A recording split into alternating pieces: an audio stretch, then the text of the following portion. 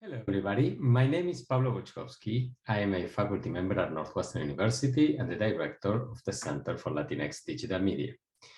Thank you so much for joining us for today's weekly virtual seminar of the Center. It is a pleasure to have you with us. The mission of the Center is to create knowledge about digital media in Latinx and Latin American communities across the Americas. Today's speaker is a leading scholar in this space. Florencia Enghel is Associate Professor of Media and Communication Studies at Jönköping University in Sweden, and a Marie Sklodowska-Curie Fellow for 2020 through 2023. Mora Matassi, a doctoral candidate at Northwestern and the coordinator at the Center for Latinx Digital Media, will introduce Florencia in just a minute. I am delighted to note that this quarter our series is co-sponsored by the Alice Kaplan Institute for the Humanities, the Buffett Institute for Global Affairs, the Center for Global Culture and Communication, the Department of Communication Studies, the Department of Radio, Television and Film, and the Program in Latin American and Caribbean Studies. But before we go into the seminar, I would like to start by acknowledging that Northwestern is a community of learners situated within a network of historical and contemporary relationships with Native American tribes, communities, parents, students, and alumni. It is also in close proximity to an urban Native American community in Chicago and near several tribes in the Midwest. The Northwestern campus sits on the traditional homelands of the people of the Council of Three Fires, the Ojibwe, Potawatomi, and Ottawa, as well as the Menominee, Miami, and Ho-Chunk nations. It was also a site of trade, travel, gathering, and healing for more than a dozen other native tribes, and is still home to over 100,000 tribal members in the state of Illinois. It is within Northwestern's responsibility as an academic institution to disseminate knowledge about native peoples and the institution's history with them.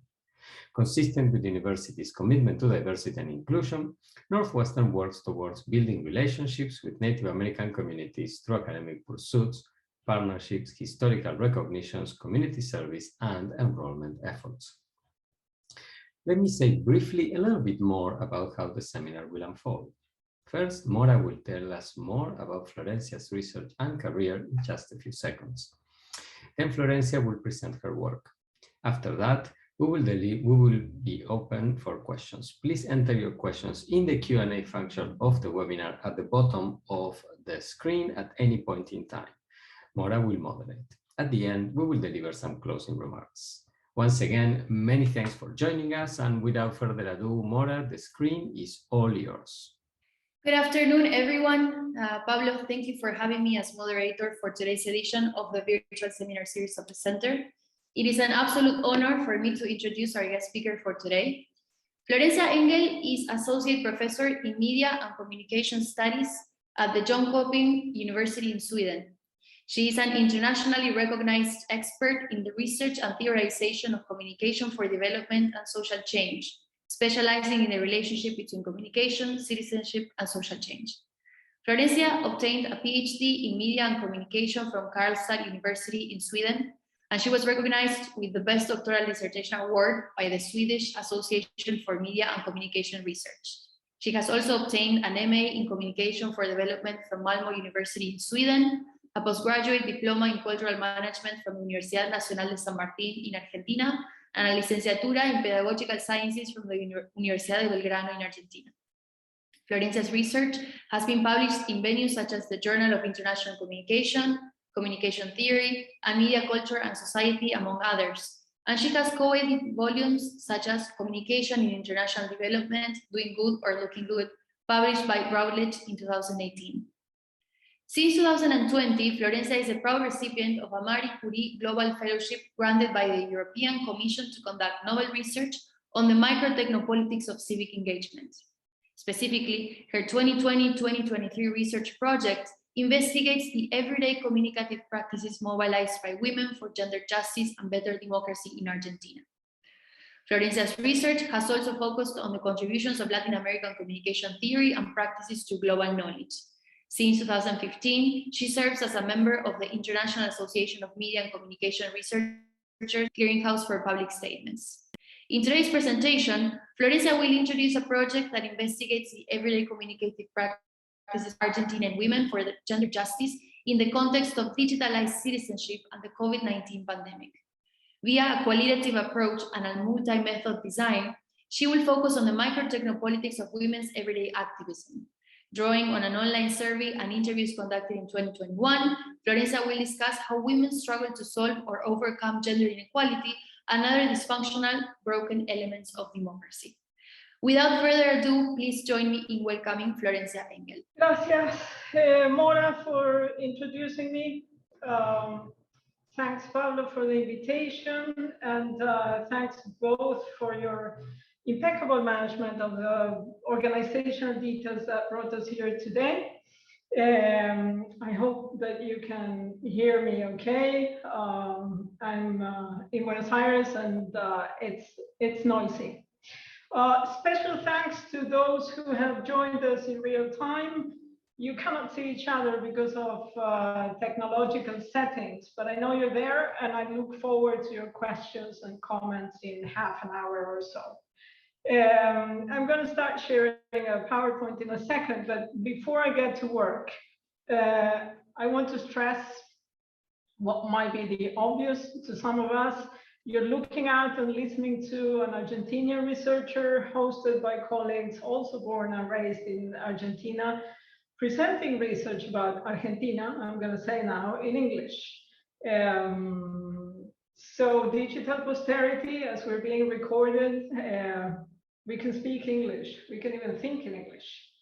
I have lived and worked in Sweden since 2010. By now I have both Swedish and Argentinian citizenship, and I'm one among other scholars trying to bridge distances among sites, typically north and south, but not only. In the past couple of years, I have written with Martin Becerra about the various types of distances that we think we need to bridge. We have published about our concerns both in English and in Spanish, and that's work that we hope will continue to circulate to foster conversation and even discussion about what it means to be in the North coming from the South. A couple of other quick things.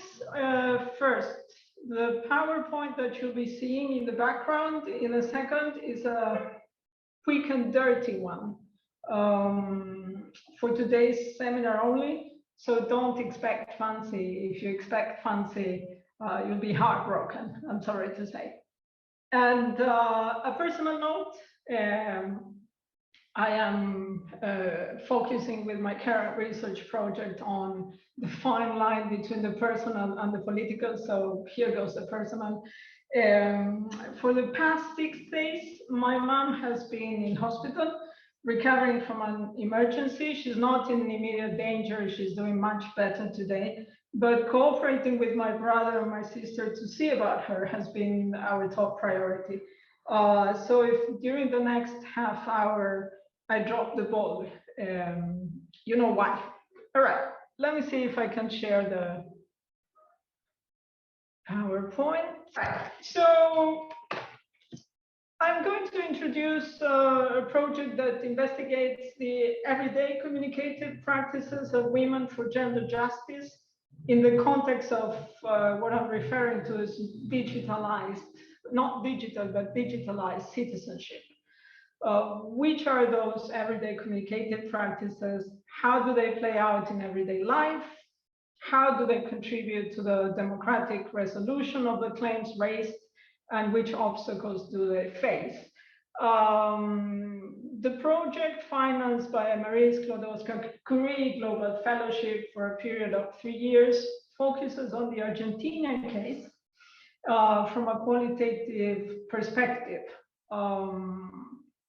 And its purpose is to contribute as much as possible, if possible, to strengthening the micro-technopolitics of civic participation aimed at solving gender inequality and other dysfunctional or broken elements of democracy.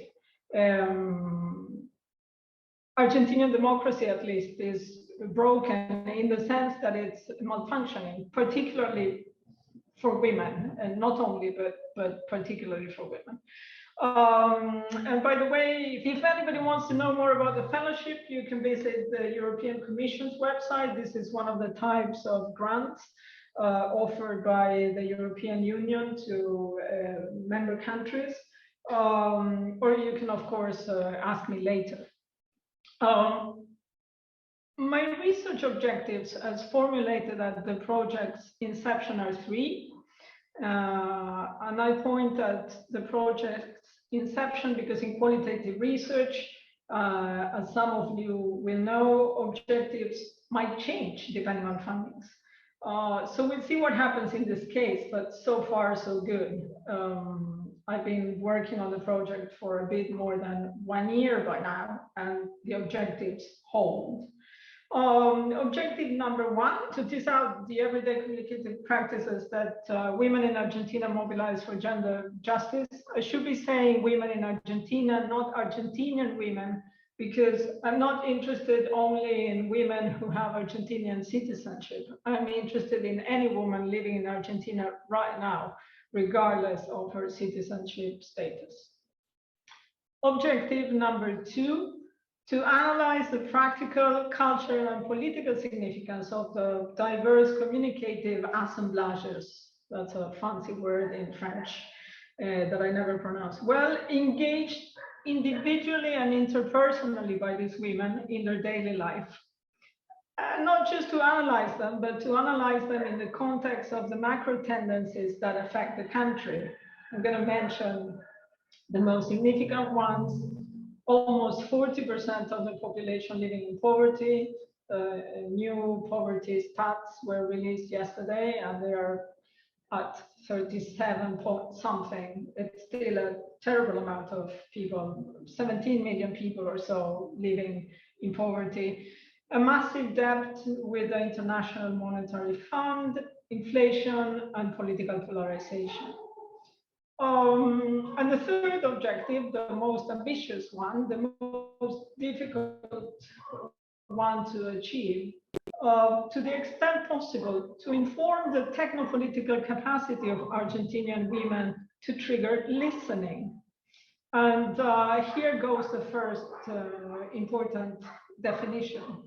I define listening not just as paying attention and saying, okay, I hear you, we're going to do something about the problem that you're pointing at. I define listening much more precisely as the actual resolution of women's claims as obtained from public authorities, corporations, think for example, digital giants, but not only, and other relevant social actors responsible for the quality of life. Think, for example, the evangelist church, which is growing increasingly, particularly in the north in Argentina, and as I have recently learned, is extremely powerful and influential in the province of Chaco, among other provinces where I have conducted fieldwork. So I'm looking at political agency in the context of structural inequality, of the forced digitalization of most aspects of everyday life during the pandemic. There were already aspects of everyday life and of being a citizen of Argentina that were digitalized before March 2020, but this has changed dramatically. And in the context of visible efforts made by women, particularly in the past 6 years or so, to claim gender justice. And I am looking for that political agency at the micro level of everyday life, which is, I will argue, the first scale of justice in a democracy, if I borrow from Nancy Fraser. So those are headlines about Argentina in the international news in December 2020, when I started working with the project. And as I was fine-tuning the presentation yesterday, I was thinking about how much nothing has changed if I look at those headlines since December 2020. And the fact that nothing has changed, the fact that the economic crisis is still very serious, the fact that violence against women is still very serious. It means that things are getting worse. But things stay the same over time, they're actually getting worse. Argentinian women constitute a bit more than 51% of the country's population. That's the figure that we have right now. We will have an updated figure later this year because there's going to be a census for the first time in several years. So they're 51% of the country's population, roughly, but they are disproportionately affected by poverty, discrimination, and violence. And there is a long history of feminisms in Argentina, but in 2015, the long and diverse history of women's mobilizations to claim their rights took a new turn in the face of a daunting increase in gender violence. This turn has come to be known in activist and academic circles as the Ni Una Menos movement. Not one less is the translation most used. I tend to say not even one less. But the term goes beyond the movement as such, with ramifications that are ongoing. Following the advent of the Ni Una Menos movement, an increasing number of women asserted their demands by mobilizing in the streets and in social media, among other spaces, think families, think workplaces, with persistence and growing strength. So I don't know how well or poorly you can see the slide because I see it funky in my screen now. There is the English version of the entry for Ni Una Menos in Wikipedia. If you're curious, you can go and take a look afterwards, and you can even, if you speak Spanish, you can compare the English version to the Spanish version. You see one of the images that were circulated in advance of 8 March 2018, when the movement was inviting women to mobilize. And you can see an example of one of the various publications that have been released in English in the past couple of years, looking into the Ni Una Menos movement. That's a book by Argentinian sociologist, writer, activist Maria Pia Lopez, a book that I can actually recommend. There we go. In December 2020, the Argentinian parliament finally legalized abortion after years of collective efforts made by women's groups and organizations to secure this right, to secure it at least legally. And when I say years, I mean not since 2015 and Ni Una Menos, but since the return of democracy in 1983, after years of dictatorship. The legalization of abortion was an especially important achievement, not only in itself, but also because of when it happened, because of the conditions under which it took place. In March 2020, the Argentinian government had implemented a strict lockdown in order to try to control the impact of the COVID-19 pandemic. And this lockdown, of course, stood in the way of organizing collective mobilizations in public spaces.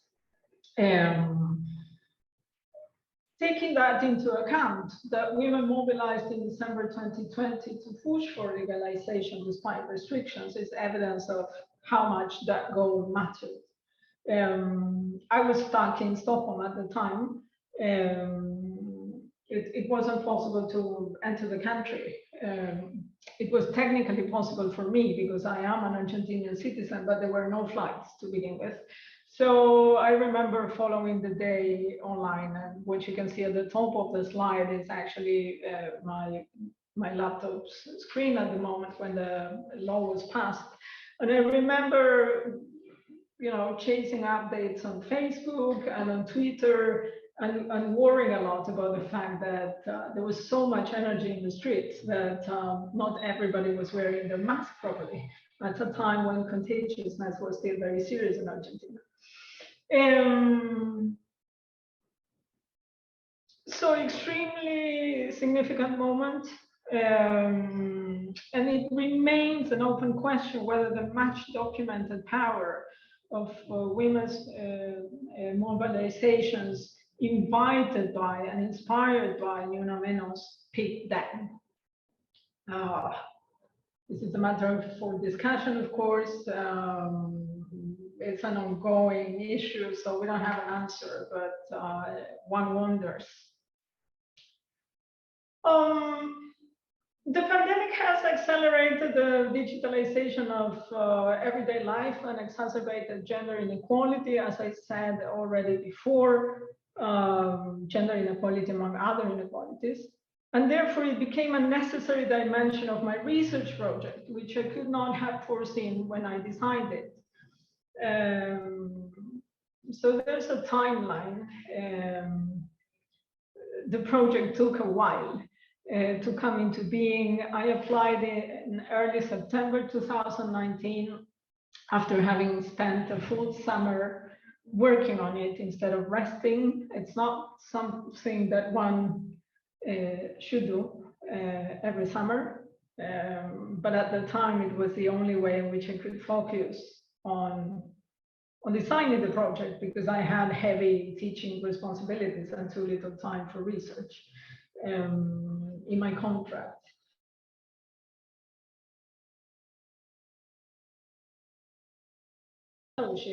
And a month later or so, the pandemic hit. So one thing that I could do,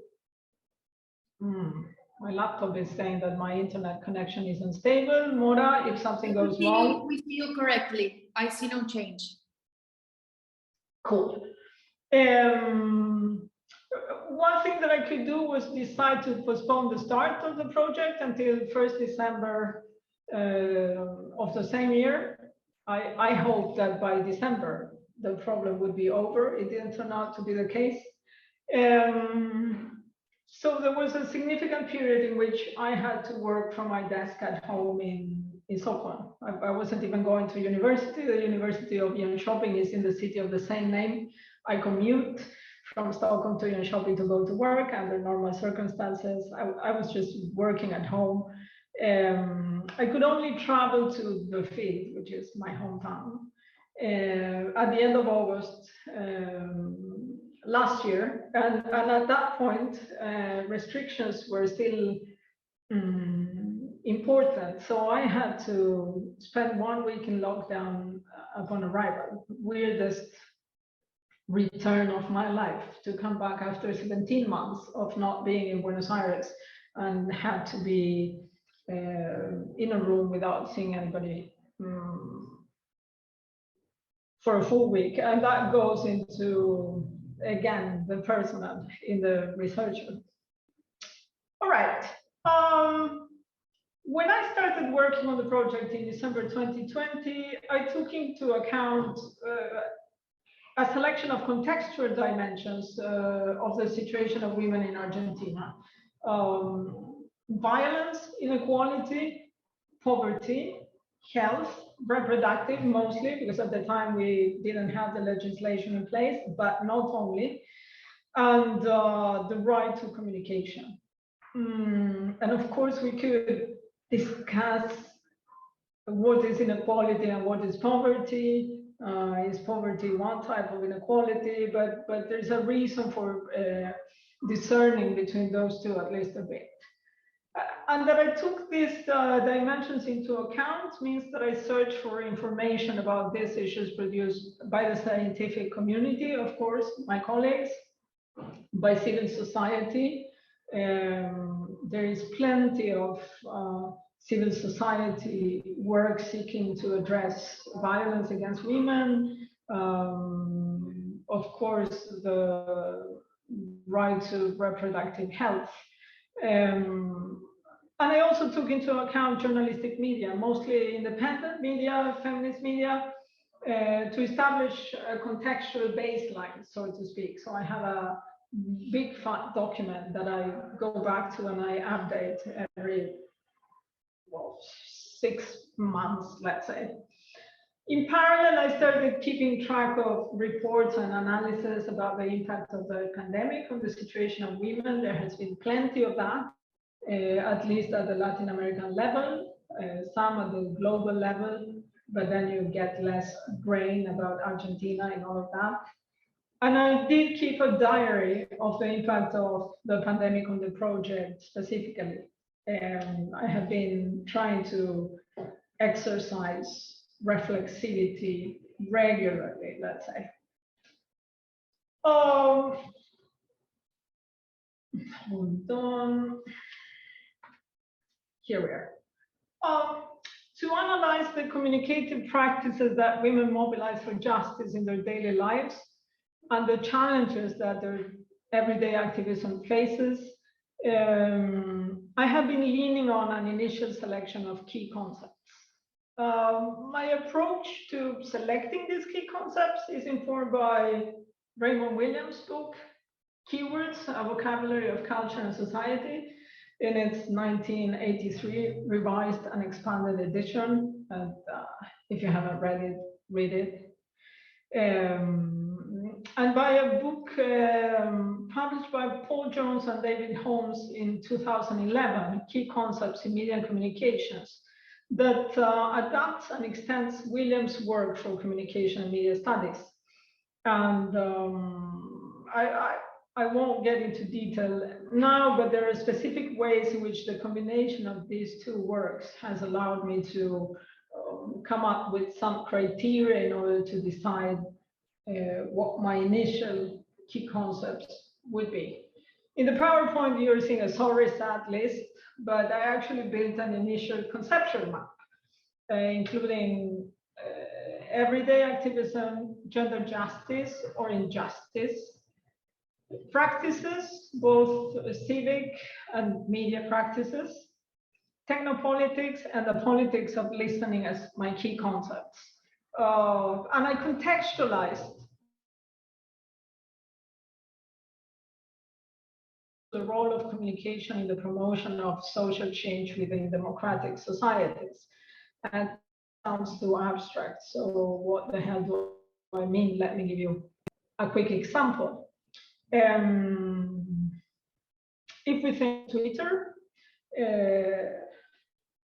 Twitter is, of course, used as a tool by activists when they are mobilizing and in order to engage in wider discussion with politicians, mainstream media, etc. But it turns out that ordinary women of the type that I've been engaging with in the project, they barely use Twitter. So there's an interesting detail there that has to do with the political economy of how communication tools are selected by whom for what. And we know there is plenty of studies published in the past few years, for example, by Amnesty International Argentina and other organizations looking into how Argentinian feminist journalists have been suffering all sorts of violence and harassment in Twitter. And again, those women are struggling there and having to put up with violence. But the object of their concern, which is the quality of life of other women in Argentina, those are not in that digital space. So there are issues of political economy. All right, going back to the main line of this thread. I included two other tentative concepts in that map. One is polymedia. You might be familiar with it. It was, I don't want to say in fashion, that's disrespectful, but it was high on, it was highly visible a few years ago in the North. And the concept of communicative assemblages. And I don't think I retain polymedia, but it has allowed me to think about certain characteristics of parent communication and media ecologies. instead, I mean, I think polymedia will go, and I think that the concept of affordances will come to play a role. There is a new book by Jenny Davis called How Artifacts Afford, and I'm waiting for my copy to start reading, but from what I can see in the table of contents already and in the first pages, that's going to be useful. And a most significant concept that did not feature in my initial map, but that will definitely play a role in my analysis, is precariousness. This became evident as soon as I started working with the transcripts of interviews. And let's see, in this case, I'm going to show you not a slide, but an actual book. Let's see if this works, if I put it on top of my, there you go. That's a book by Isabel Lorey, State of Insecurity, Government of the Precarious, published by Verso in 2015, and she does impressive work in terms of analyzing precariousness, not as what we usually think precariousness is, a problem that we need to fix, but she argues as a form of governance. What she says is that most governments in capitalist democracies right now, what they do, their main task is to administer precariousness. And that's an argument that resonates with what interviewers are telling me. Okay, I'm changing slide. Let's see if it works.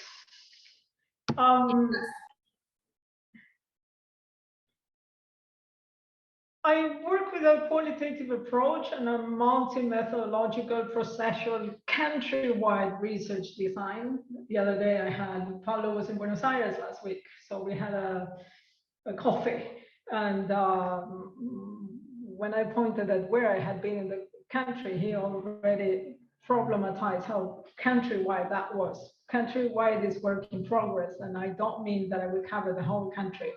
That's an enormous country, and I don't have the resources I would need in order to cover every province. But I aim to go beyond the city and the province of Buenos Aires, and I'm working on that. Methodologically, my goal is to be able to capture and pay special attention to qualitative nuances as markers of female civic agency that is deployed or put into practice within a diverse and complex digital landscape. If you look at big data, or if you look at typical statistics, you don't get nuance, and that's what I'm after. That's what I have been capturing.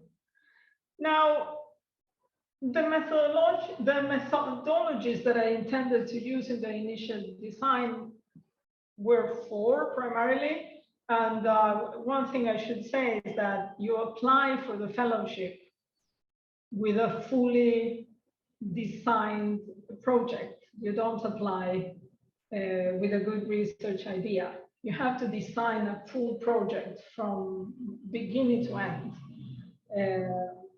So this is why so much work was done in advance in order to get the fellowship in the first place. So four main methodologies: cybernography, as understood and practiced by the Mexican anthropologist Rosana Reguillo and her Signal Lab team. If you haven't heard of Signal Lab, look them up. They are active in Facebook, they are active in Twitter, they have a website. They're doing, here goes a non-academic term, mind-blowing work in Guadalajara, Mexico. Online qualitative survey of what I'm going to call ordinary women, for lack of a better term. There is nothing ordinary about them, but what I mean is that they are not full-time activists. They're just going about their everyday lives, which are very different, and everyday activism is a component of everything else they do as they live their lives. Ordinary women mobilized for gender justice, semi-structured interviews combined with communicative ecologist mapping. You might have heard of that technique that is partly a fieldwork methodology, partly an analytical gadget, I'm going to say, that my good colleague, friend, and mentor, Joe Taki in the UK has worked with for several years. I also thought of media diaries, and I'll return to that in a second, and focus groups, or grupos de discusión, as we call them in Spanish, which implies a slight difference in how we think about that. I initially thought of deploying these methodologies in this order, and there was a logic to it. But the pandemic forced me to adjust plans and start elsewhere, and this turned out to be very productive, the beauty of qualitative work. Working with cybernography required travel to Mexico in order to receive training from Signal Lab, and my trip just couldn't happen at the start of the project because of COVID-19 restrictions. Let me move here. So I started with an online qualitative survey instead, which was something I could do from Sweden while I waited to be able to travel. A total of 154 people who are 18 years or older, who live in Argentina and who identify themselves as women completed the survey that I conducted in 2 waves, one in June and one in August. I used the online survey tool Sogo Survey, since in principle it fulfilled most of my criteria. Some of that criteria had to do with data protection.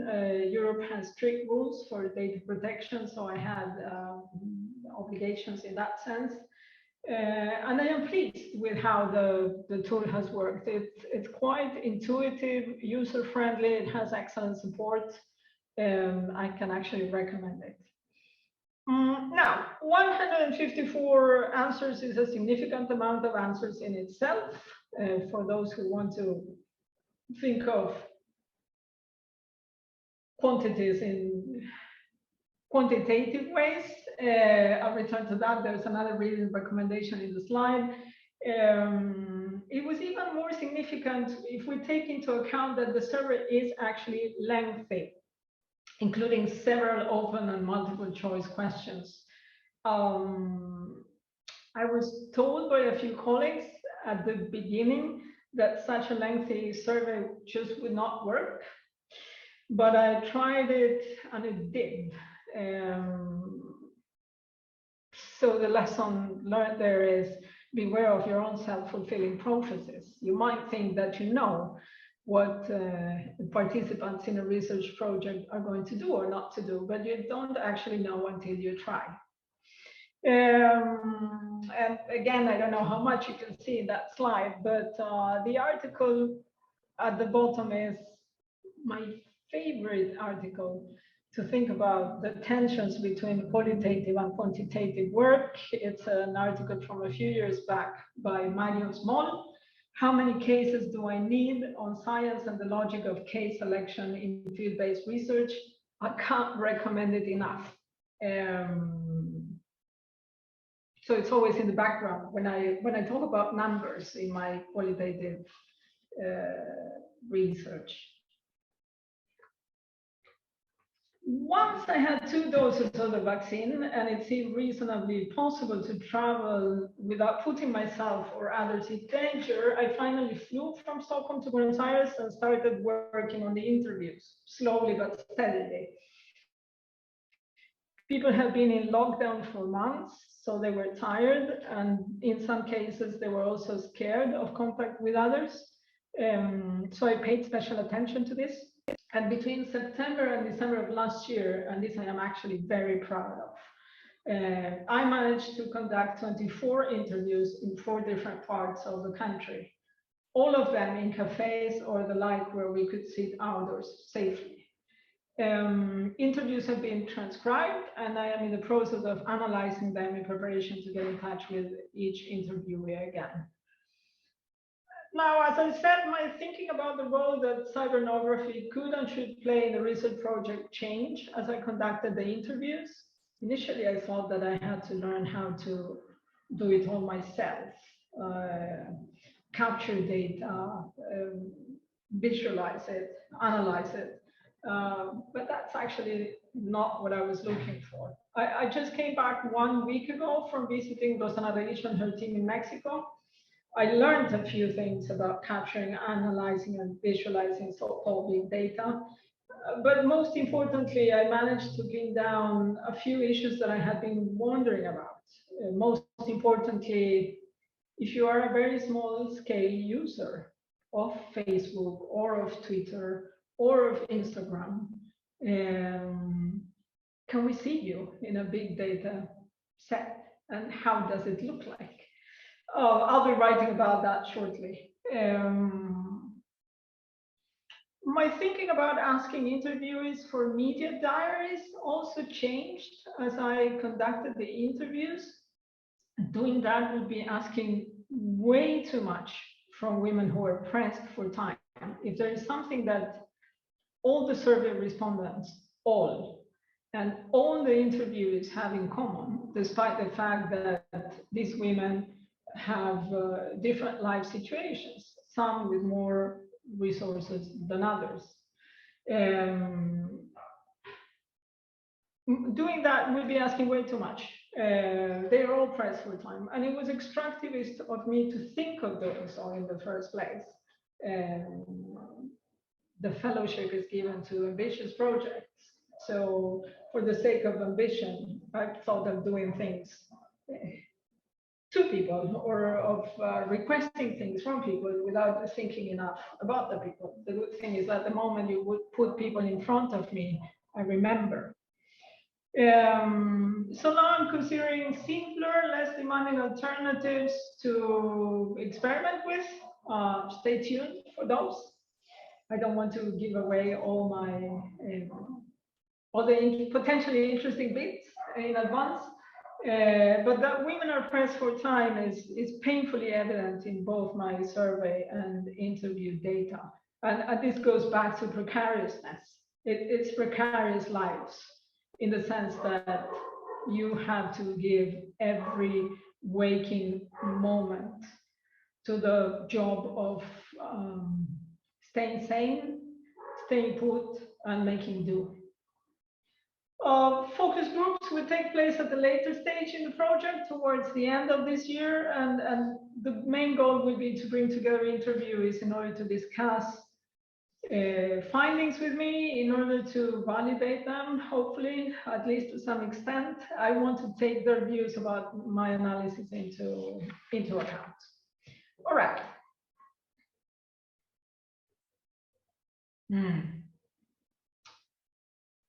So I have 154 survey answers and 24 interviews at this point. What can I tell you? Let's go back here for a second.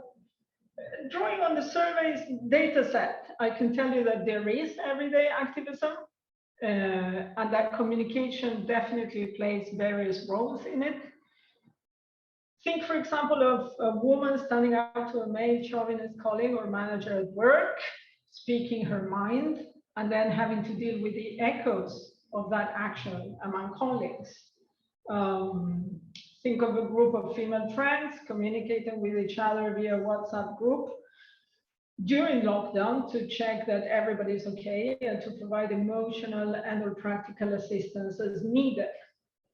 Think of a woman taking a stand for sexual and reproductive rights at an extended family reunion in the weeks before December 2020, when the legislation was debated in the Argentinian parliament, and putting up with various dismissive or patriarchal reactions at that family reunion.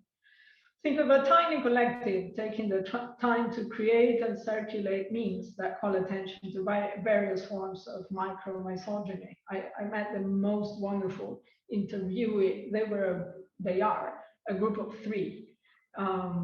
And you wouldn't believe the memes they create and circulate. And I immediately wanted her to hire. I wanted to hire her for the research project, which I can't do because she's one of my interviews. Still drawing on the survey's data, I can also tell you that ideas about what an activist is are contested. I asked the question, do you consider yourself an activist for women's rights in the survey? This was a multiple choice questions with 3 possible answers. Yes, fully, yes to some extent, and no. And then asked respondents to explain their choices in the next question. And the most fascinating finding is that in several cases, the same answer, the same explanation has been used to justify a yes fully, a yes to some extent, and a no. This speaks to me of everyday activism as a structure of feeling. There's Raymond Williams again, for those familiar with his work. A structure of feeling that is undergoing change, transitioning from a certain ideal that's very demanding in terms of what it takes to be an activist. So, no, I'm not an activist because I cannot do this or that, which is a requirement, to a wider understanding of what agency is and of what and how so-called ordinary people can contribute to struggles for a fairer world. So of course I'm an activist because every day in my ordinary life I fight for this and I fight for that. This is a significant finding that I'm elaborating in writing slowly, and I hope to be ready to publish about it in a few months. Now, drawing on interviews, although I must still do a significant amount of analysis, I can already tell you that violence in its various forms is a major shared concern that almost all interviewees raised, if not all, and that's despite the fact that I did not ask any questions specifically about violence. The same goes for economic insecurity in its various forms, including the right to housing and the need for recognition of unpaid care work, among other issues that interviewees identified. So I'm going to round up this presentation by showing you a few selected quotes from interviewees. These are organized according to 4 initial broad categories for analysis: personal situation of the interviewees, problems that they think affect women in Argentina right now, and potential solutions for some of those problems. In some cases, my interviewees had very clear ideas about how problems can be fixed. Ways of communicating and of staying informed that they use in general, and ways of staying informed and of expressing themselves about women issues in particular. These are in Spanish because I prepared them to run a Facebook campaign in the run-up to the 8th of March. I also published a few of them in Twitter and LinkedIn, but I can translate. So the first one here with orange inverted commas.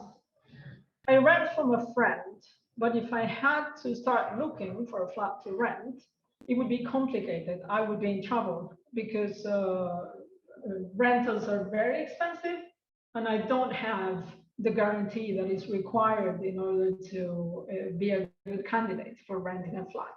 So that's one that has to do with the personal situation. The one between yellow inverted commas says, oh, it's all fine in theory. You go denounce somebody who's being violent, and you get a piece of paper that says they cannot approach you. But the violent guy gets the piece of paper and he doesn't care. And the one in between green inverted commas says, what is needed is economic freedom, because that's an opener for many other things.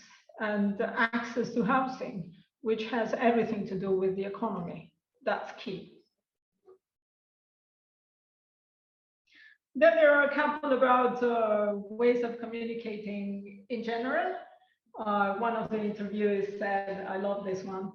Well, I consider myself better talking than writing. So when they come up with a type of social media that focuses on audio, I might be the queen of that social network. But in the meantime, And then another interviewee told me, well, Instagram is the new Tinder, and just laughed. And she said she didn't need to use Tinder anymore in order to get dates, because this was happening in some in the background of Instagram use, which I didn't have a clue about, because I only incorporated an Instagram account for the project, and I'm still not very active in it. All right, last slide. This one is about staying informed and expressing oneself, about women's issues in particular, broad category. The interview says the 8th of March, the 3rd of June, these are mobilizations that Ni Una Menos invited in the first place, as from 2016. I went to almost all of them.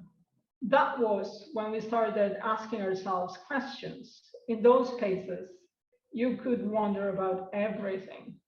And this quote speaks to me of two significant issues. One, the role played by Ni Una Menos, definitely, but also the fact that the interviewee thinks of this as something in the past, as something that has changed, that it's over. Okay, that was a lot of talking. I took longer than I thought I would. There's a website for the project. The acronym is EMPOWER, not because I'm seeking to empower anybody, but because the European Commission forced me to decide on an acronym, and this was the only one that made sense at the time of submitting the application, when I didn't think I was going to win it. Think of your acronyms carefully, because you might be using them in the future. Thank you for listening.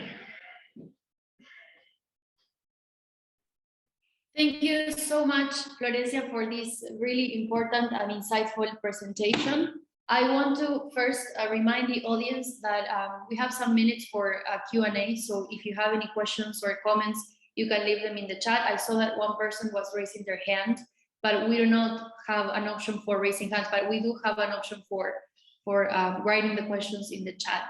I will take the first question, and I know that Valerie has another one, but I will start. I have two, actually. My first question is more of a reflection, perhaps, and I want to hear your thoughts on this. You talked at the beginning of your presentation of the pandemic as creating a forced digitalization, right? And an acceleration of the digitalization of everyday life. And research in the past years has shown that digitalization has actually served purposes for activism, right? I know that the streets are super important, but also for the case of Ni Una Menos and 8M, social media was key for part of, at least partly key for that organization. So I wonder, how do you see the connection between a forced digitalization and an increased digitalization of everyday life, and perhaps a decrease or some challenges of this digitalization against, you know, women's capacity to organize themselves? I don't know if it's an inverse relation, if you see that the increased digitalization brought more digital activism, or if the agenda was so, you know, concerned with the pandemic itself that there were no discussions about gender inequality, etc. So I want to hear your thoughts on that. And then a brief question, if you have time. I also want to give time to Val for her question. You talked about WhatsApp and everyday, you know, everyday activism. I wonder what other insights you have about the use of WhatsApp and how it might be used towards this fighting of digital inequality. Thank you so much. Thanks, Mora. Okay, these are all preliminary thoughts, but when I refer to forced digitalization of everyday life, I'm thinking not of activists, full-time activists, so not, let's say, of the core group of 20, 30, 40 something women that originally participated in the core of Ni Una Menos. I'm thinking of ordinary women. Careful with the ordinary. Again, there is nothing ordinary about them, but non-activists. In those cases, I asked them in the survey, I asked how did the pandemic affect your everyday forms of communication? And then I asked them a bit later, how did the pandemic, what kind of an impact did the pandemic have on problems affecting women in particular? And what I'm finding, and I'm going through that data in detail right now, I'm writing an article. Of course, there are positive elements about being able to do some things digitally instead of having to queue up forever or go to 3 different places in a city in order to get some administrative piece of something solved and so on. But women also see it as problematic. And at the same time that they see it as problematic, they engage in digital communication in different forms. I mean, the individual media ecologies are very varied, but they all engage in digital communication constantly. The thing is that if you're not an activist, if you're not sort of a professionalized activist who is aware of the importance of participating in public discussion and fighting your fights on Twitter and the like, you don't use digital media with a strategy. You come and go, you enjoy it, you suffer it, you think you're devoting too much to it, you try to get down, you come back, etc. I have an interview. She's wonderful. She says, I have an Instagram account and then I don't have it. Not that I stop using it, I just throw it out of the phone because it takes too much of my time. And some of it is important, it has to do with environmental concerns. Some of it leads me to just shopping for stuff that I don't need. So it's quite mixed. On WhatsApp has been fundamental. You know this already. You know more about WhatsApp use in Argentina than I do. Argentinians have a way of using WhatsApp groups for family reasons, for friendship reasons, for professional reasons. The amount of everyday life that has gone into the phones of some people, particularly if those people are, for example, a teacher at school, then, you know, if I interviewed a woman who is a teacher, then she had her whole classes inside the phone on top of her family and friends.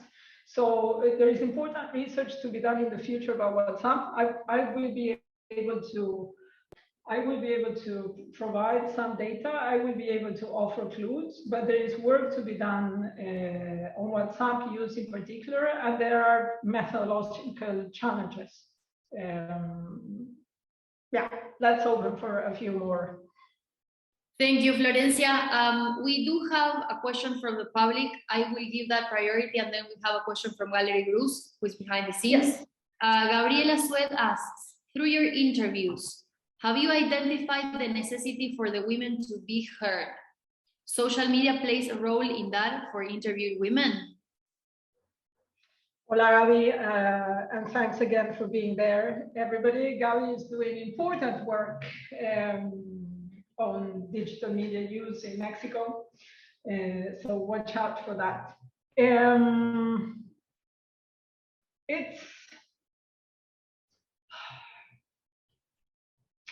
My interviewers seem to agree without knowing that they agree on the fact that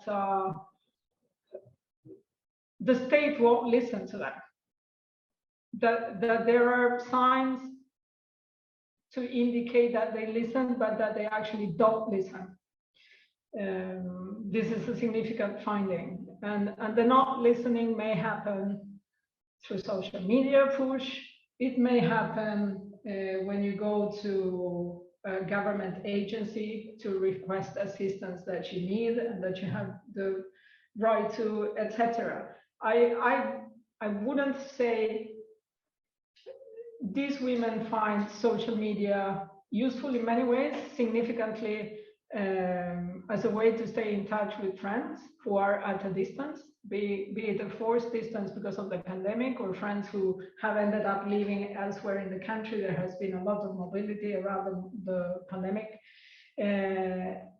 So social media are significant, but not as an avenue to get the state or the government at its various levels to listen. I'm not only thinking of the national government, but provincial level government, municipal, across states. We have a problem there. Thank you, Florencia. We have a question from Valerie Grust. She will now activate her camera. Thank you so much for such a wonderful presentation, Florencia. I was wondering if you can expand on your conceptualization of the politics of listening and the ways in which you saw this change across different social media platforms, if you did, and even different activist movements. Thank you. Your sound is broken, so I got a bit about explaining a bit more about the politics of listening. If you wanna, is there a way you can type, Val, for more detail? No. Yes, can you hear me now? I can hear a bit better now, yeah. You want to take it from the top quickly? Yes, of course. But I was wondering if you can expand on the conceptualization of the politics of listening and the ways in which you saw this change across different social media platforms, if you did, and if so, if you saw this also in different activist movements. So when I incorporated the notion of the politics of listening, this is not a concept that it's mine. I'm going to open my file and look for the author that I'm drawing on, because now I have so much information running through my head that otherwise I won't remember. But the idea there is these women that I'm looking into, if they are everyday activists, they are looking for answers from, well, for sure the state, not only, also from corporations and other actors, as I said, but mainly the state. Sorry. And the question is, does the state listen? And what does it mean to listen in this case where claims are so serious? Does the state have a politics of listening? And if I ask the Argentinian state, the state would say, of course we listen. We are aware of the problems. We have taken steps. We have these phone lines where women in situations of violence can call. We have mechanisms in the judicial system. If you feel threatened, come and get one of these, you remember the phone. Come and tell us who is being violent, and we will tell this dude to stay away. So of course we are listening. But that's not exactly what listening should mean. To my mind, listening should mean taking the problem so seriously that actual work goes into fixing them. So what I can say for now, and this is quite striking in my interview data, is that there is an absence of a politics of listening. There are some gestures that are meant to function, to show concern, let's say, to show that the government, the state, I'm going to say the state because it goes beyond the particular government in charge now, that it cares, but that doesn't really work. The author that I'm drawing on is Basel, and it's work from 2017. I will get back to you through Mora with the actual reading reference. But that's an idea that I like, the fact that there should be a politics of listening, but there doesn't seem to be one if you ask the women of their experience of trying to be listened to and the kind of answers that they mostly don't get. Thank you, Florencia, for a great presentation. Thank you for everybody to staying through the end. To Gabriela, to Mora, to Valerie, for the great questions. We had a few minutes, after time, but the discussion was so interesting that we decided to let it go up until now. So this was very, very, very interesting, Florencia. So thank you very much. Thank you, everybody, for staying with us through the end. And I invite all of you to join us for next week's seminar of the Center for Latinx Digital Media. Goodbye now.